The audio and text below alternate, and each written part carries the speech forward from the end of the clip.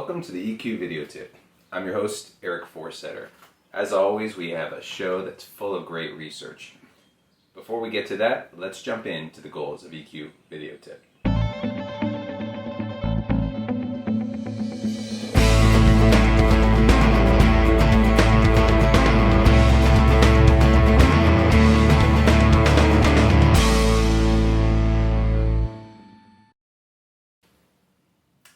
Welcome back. We have a great show today, and it comes to us from Lisa McLeod, who wrote a great article on LinkedIn about thinking about the perfect thing to say and how it comes to her 6 hours after she had that conversation or presentation. Think about this, and I know this happens to me all the time when I'm doing this show. I think of the most amazing thing to say, but it's already too late. The beauty of this show is that I can stop, edit, re-record it anytime I want. However, in life, we don't always get that potential to do it because, let's face it, the meeting happens, you say everything, and then, like Lisa, she's thinking about it about 6-7 hours later in the shower, and those thoughts go down the proverbial drain. So how do we prevent that from happening? How do we get to say what we really want to in the meeting and ensure that we get our point across? Let's jump into the tips right now and see what Lisa has to tell us.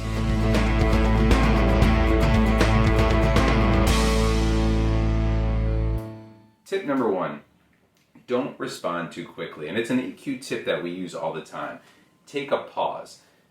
A 10-second verbal pause will give you a time to take a beat, collect your thoughts, and think if it's really important what you're trying to answer. It also gives you a chance to really understand and listen to the question or to the response of the person that's talking, as opposed to answering with your first thought, which you may or may not really want to use. So take that quick pause for about 5 to 10 seconds before you answer the first question.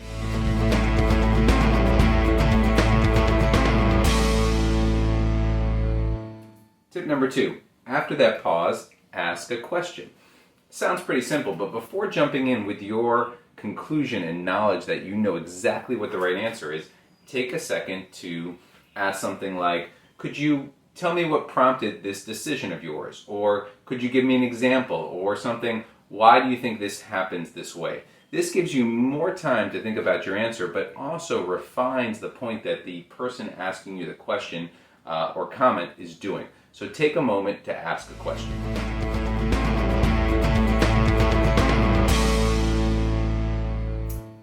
Tip number 3, look for themes in the shower of your regrets. No pun intended for Lisa's shower there.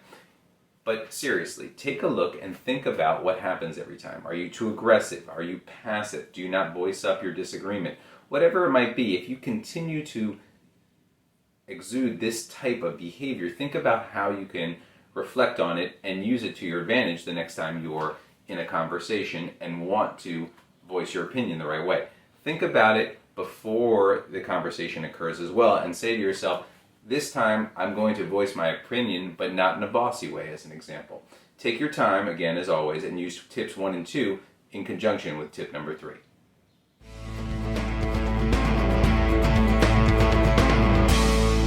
Our next tip, plan your intent, but don't plan your script. And it sounds like an easy one, but it can be hard. A lot of people are great on script in reading through their presentation or whatever they are, the argument might be. However, when it goes off script or off key or off tilt, that's where it becomes a lot harder for them. And the key for anyone who's going to do a presentation or talk to someone is to plan your intent. What do you want that person to do after this conversation? Think about that before you actually start the conversation. How do you want them to feel? What do you want them to believe at the end of the day? When you go down that path, it's a lot easier than going on a scripted one. Being able to do a conversation unscripted, off the cuff, helps out, but as long as you have the right intent when you're going through your process. This will help you out and, again, avoid those shower of regrets.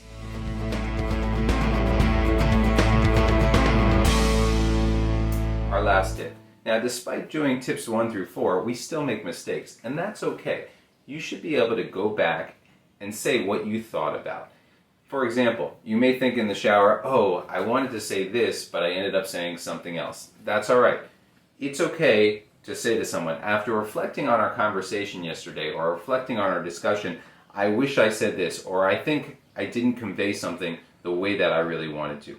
take a moment and write down those thoughts when you have them, either after the shower, after the meeting, or whenever it might be, and reflect on what you really want to say. Write them down and then feel free to convey them back to the people or person that you were talking to.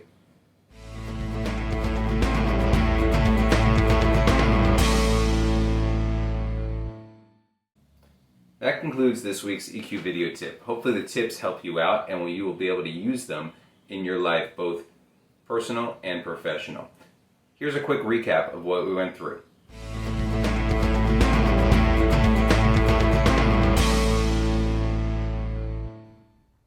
So that concludes our EQ video tip for today. Try incorporating some of these tips into your daily routine. But remember, use what works best for you and personalize it for yourself. Thank you always to our great research team for providing us with some great tips today. As always on EQ video tip, we want to end with gratitude.